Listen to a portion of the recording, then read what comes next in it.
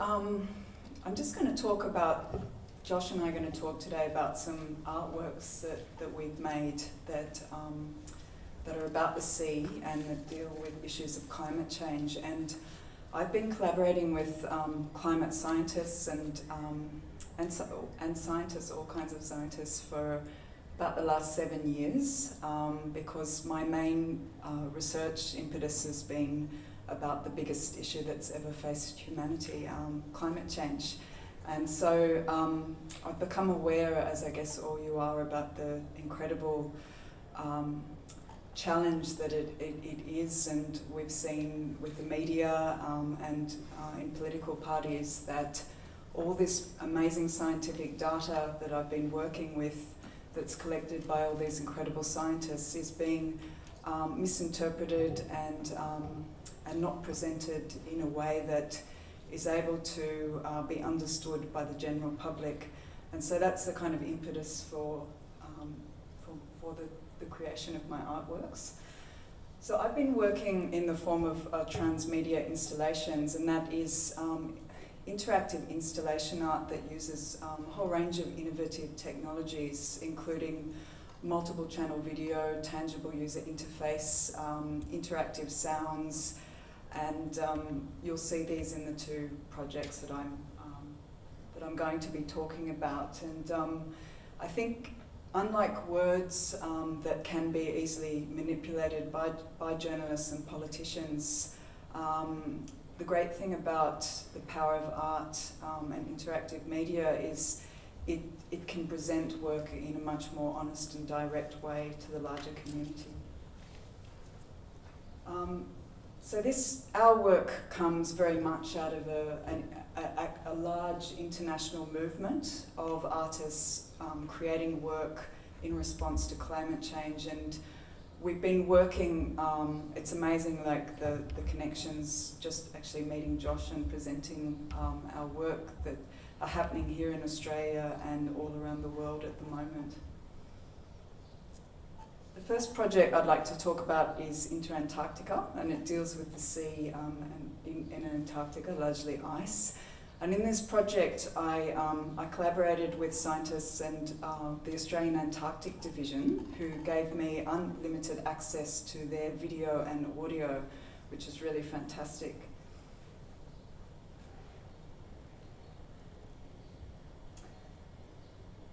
The whole reason, I guess for me, that I wanted to create this work, it was all about the ice.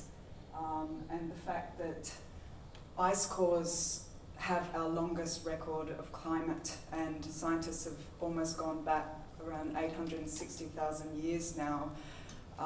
And during all that time, I'm sure you're aware that CO2 levels have never been above 300 parts per million, and now they're around 450 parts.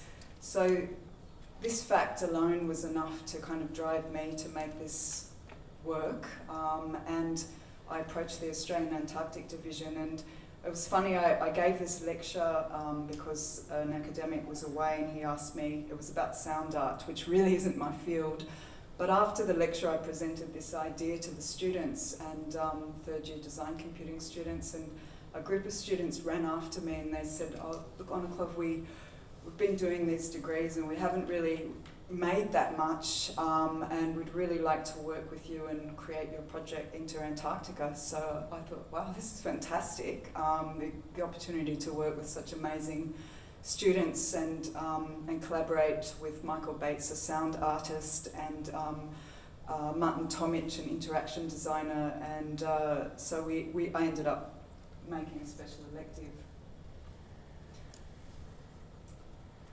Our other urgency to make this artwork was because of increased rates of sea ice melting and the threats to sea level rise and challenges that will cause.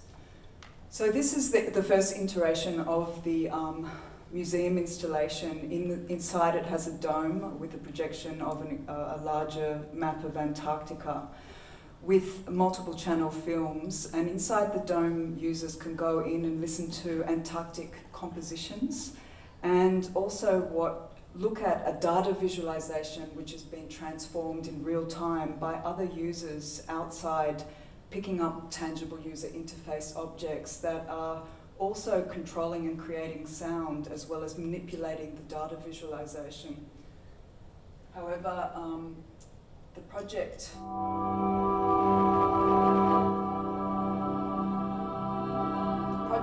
changed a little bit from that initial sketch that we did.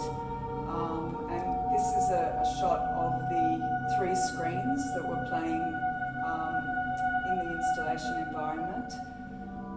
The central screen was all about that notion of the ice cores and the record, the most crucial temperature record. And we got this, it sort of hypnotised me. It was actually my favourite footage, which kind of surprised me because it was the most, I suppose, close up, especially because we had all this incredible aerial footage. But someone had, from the Antarctic Division, planted a camera down an actual ice core, and you can see that in the central screen. We had many shows of this work, including a show at Tin Sheds and a show we were invited into an exhibition called Beginning, Middle, End at the Australian National University. But our big show was at the National Gallery in Hobart at the Tasmanian Museum and Gallery, and I'll just show you a quick little clip from that exhibition. Firstly focus on the ice core, but then you'll notice that in the show we're picking up objects that are on a table that have actual Wii remotes inside them, and so when users picked up these objects, they not only made sounds, because we had this atmospheric sound which is actually all composed from raw Antarctic data. Would you believe Michael Bates is pretty amazing at making things sound musical, because the recordings that we had were pretty harsh. But the most important thing that the audience is learning is about energy emissions, and that was what happened when you picked up the objects you could learn about through good and bad uses of energy sources and how they manipulated the data visualization on the table. The next project I'd like to talk about is Reefs on the Edge.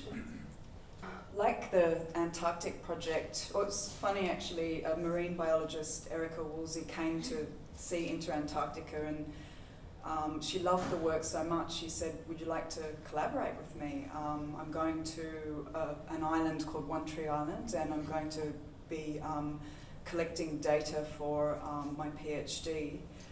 And I thought, fantastic. So, and because reefs are in such serious decline and 60% may be lost, I really wanted to communicate the message of her research to a wider audience. And it's just really interesting. A lot of people, I think, forget that, you know, coral reefs, although they're only 0.2% of the ocean floor, they contain, so importantly, 25% of all marine species. And I always think of them as sort of like the apartment houses, even though they're animals themselves that act as a safe haven for all these amazing creatures to live. Modern reefs are a result of stable sea levels, which of course are under threat.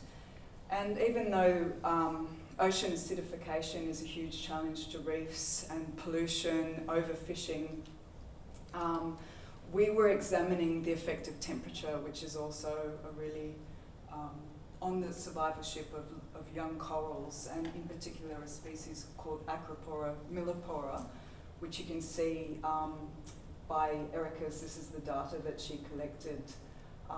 It basically shows that, you know, after 2% warming, corals cannot reproduce. So effectively they die, and then all the species that are surrounded by them do. This is just a shot of One Tree Island. It's a university, Sydney University owns this island. It's an amazing research station. Erica collecting Acropora. We also collaborated with Charlie Veron, and he very kindly gave us images to use. I'll just show you some images of the installation that he took much more, even though I had a lot of diving every day, his imagery was definitely a lot better. This is some shots of the installation and a data visualization that's on a table using tangible user interface objects that either make the corals bleach or spawn depending on the user's actions. I know I'm running out of time, so I'll just show you very quickly. This is just a segment from the film. In this film, it was quite a challenge to make because we didn't want it to look like an aquarium, and we wanted to do something poetic, and we also wanted to evoke climate change, which is a pretty hard thing to do. Well, I found it very challenging. So we, in the end, got this really beautiful footage and images of Charlie's and videos and photographs that I'd shot. And then we decided to actually go to a swimming pool and put coloured food dye into the pool and use that as a kind of a gesture to, I guess,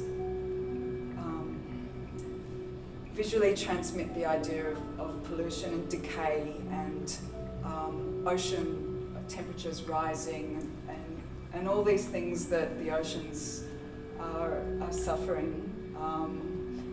So we I'll show you, this clip will come up in a second.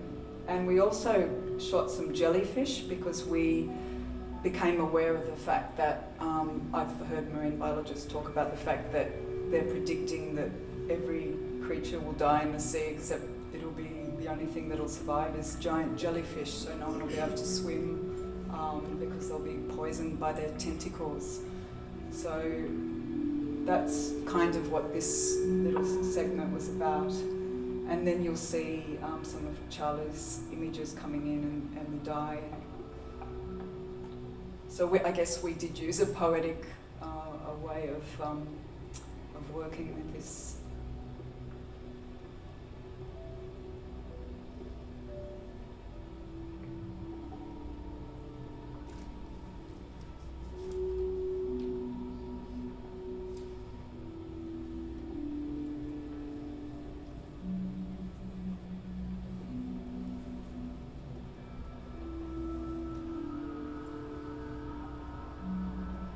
This sound that you're hearing was composed by Michael Bates using very dodgy recordings I made with a hydrophone on One Tree Island, and other sounds of water that he mixed.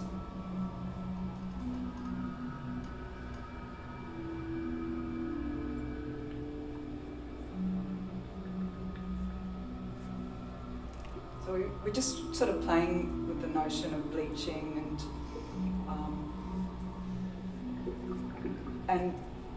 changes in temperature and loss of species, and this is what we kind of came up with.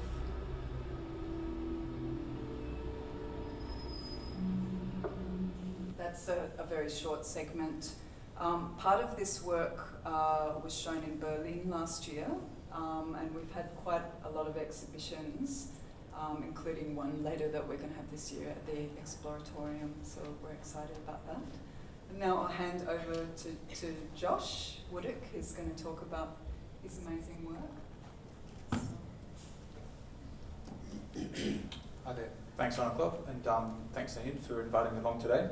So I'm also just going to talk about my background in terms of the work I've been doing about climate change in the past, and then talk a little bit about the collaborations which Onaclov and I are doing at the moment. So the first thing I'll talk about is the sort of my entry point and sort of engaging with the themes of the symposium, particularly sort of the literary engagement with maritime environments. The first work I made about climate change was 10 years ago.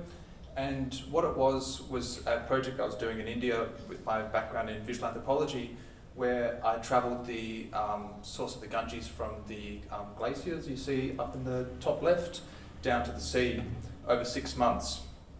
looking at basically the transformation of water from a glacial ice source into the Gangetic Delta. So it comes, where is the laser? So up from about there down to there over a period of 6 months. One of the outcomes of that was the novel I wrote about that experience in terms of trying to position these things in more of a sort of, basically a narrative sense, for lack of a better term. My period with anthropology sort of stopped through complications of being able to go back and do the follow-up fieldwork, and I sort of, after that, moved into media arts and interactive installations. So I just want to talk a little bit about some of the shifts between sort of direct representation of climate change in a more, if for lack of a better term, literal sense, and then more sort of poetic and evocative ways in which I'm trying to use climate data and climate science in the same ways that Onaclov has been talking about in her works. So this one that I first talk about was called Turalulu Tuvalu. Turalulu is one of the sort of, it's a folk, how would you call it, folk song from Ireland about saying goodbye to something. And it was part of the lyrics in Bound for Botany Bay, so it's got a particular sort of historical association with Australia in terms of the notion of saying goodbye to something. The one on the right, I'll talk about a bit afterwards, but that's where I've tried to basically look at the ways of representing the data itself about climate change rather than sort of the literal representations.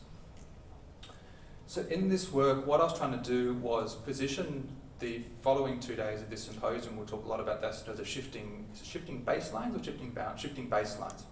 So what I was trying to do in this work is really trying to draw people's attention to the horizon as this sort of critical shifting baseline through imagery that's, you can see the kind of thin sort of, Goldilocks zone within which a lot of these land masses are existing in, and how close, given that Tuvalu is considered the first sovereign nation that will cease to exist in a land-based sense because of rising sea levels.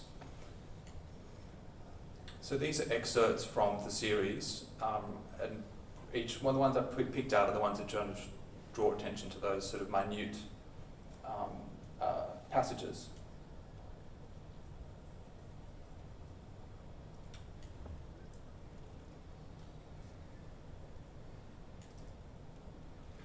But shifting away from this, what I've been doing in a more recent sense is trying to look at ways of representing standard Cartesian graphs, which, although they're very useful from an information point of view, they're not very embodied, they're not very engaged, and they're certainly not very visceral.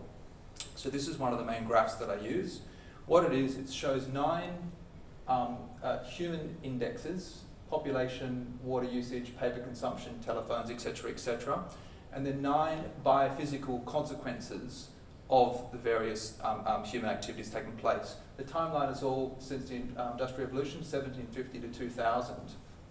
And what you see is in all of them basically the same shape, which is going from bottom left up to the top right. This is the same data collected into the one graph. So for instance, here is species extinction, water usage, population, and so on.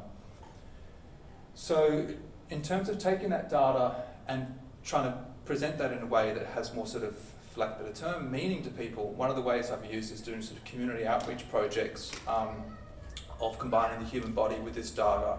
So this was a project I did up at Grafton Regional Gallery, which is on the banks of the Clarence River, which is the largest river in northern New South Wales. And importantly, it's a brackish river, so it's actually very much connected, it's tidal, it's connected to the sea. And it's called Jubilee Venn Diagrams, which when you say it phonetically is a question, Jubilee Venn Diagrams. It's kind of a joke about climate change denialism. It's the birthplace of the National Party, and I wanted to go somewhere that was... So what it is, this is a video excerpt. These are all people from the local community I'm working with, ages sort of 8 to 80, give or take. And I've asked people to use their body in terms of the Vitruvian man and to say that here is the past, here is the present, here is the future. And a whole thing of props. Blue is sea level, red is temperature, green is carbon dioxide emissions, string, paper, wool, stickers, and said, I want you to use your body to basically express where you think things have come from. Unfortunately, this video is stuttering in the playback, so where you think things have come from and where you think things are going to. And so there's an actual sense of agency of being able to physically use their body in a very standard Cartesian, time along the y-axis, height along the x-axis. That's the Clarence River behind. The other variable, as I said, go into the river to the depth to which you would like in terms of your statement about what's going on in your community, what you think is the issue of the day.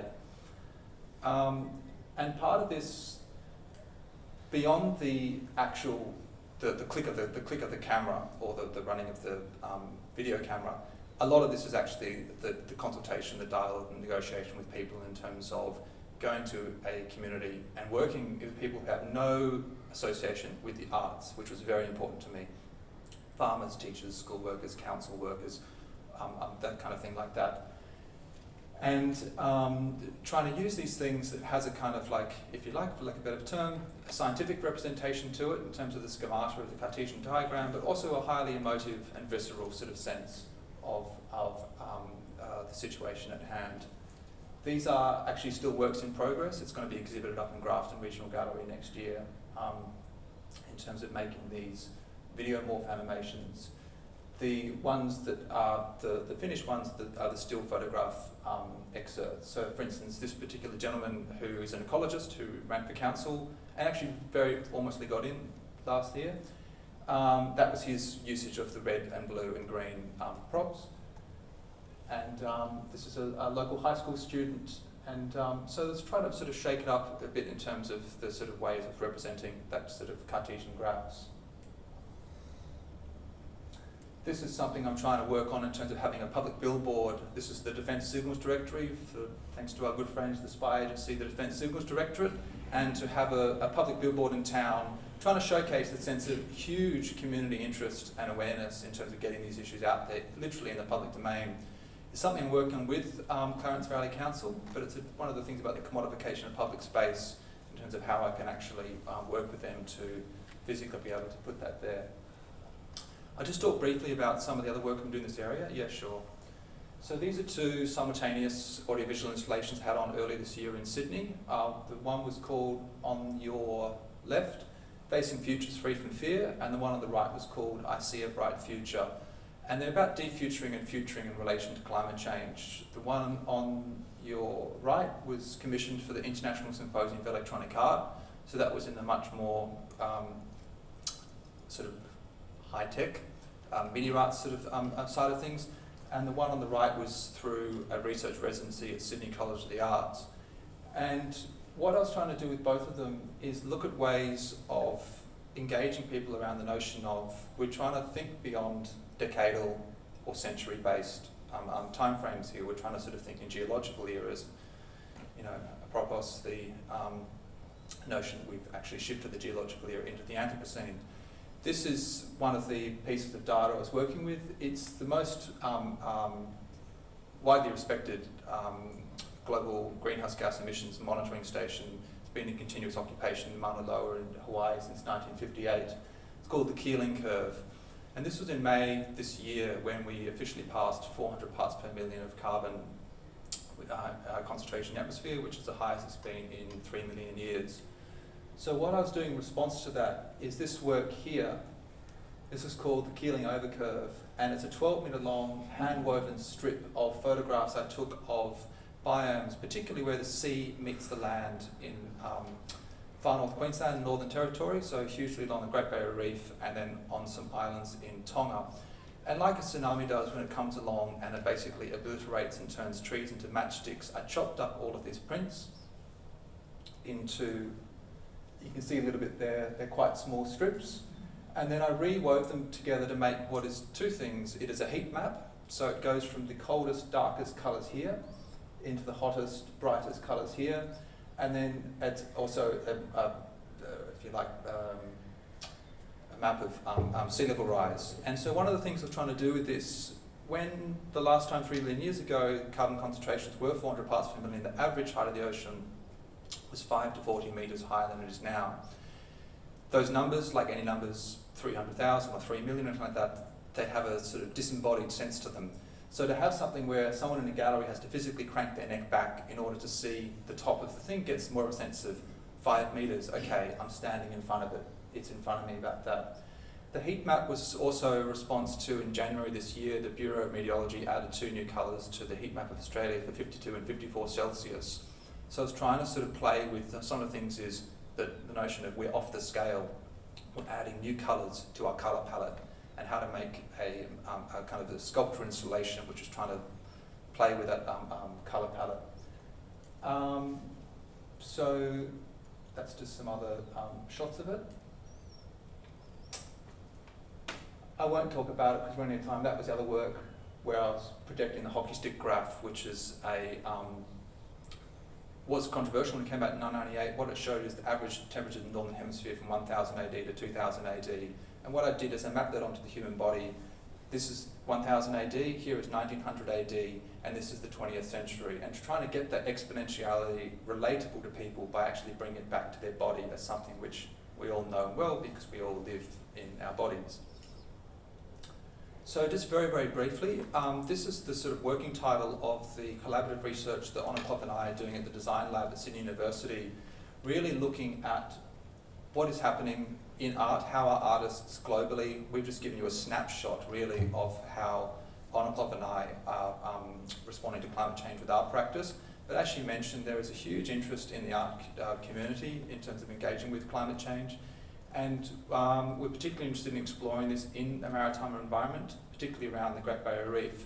One of the things we recently did, we did a collaborative exhibition at Culture at Work which is a gallery in Pyrmont, the Earth, Water, Air, Fire, and that was really about trying to bring, this is some installation shots of the work that Onaclov had there. I don't know if you want to say anything about these. Yeah?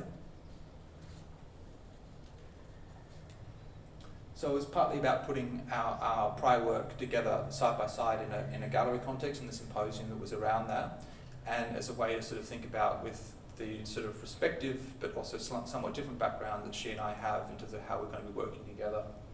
And that is it. Yes, thank you for listening.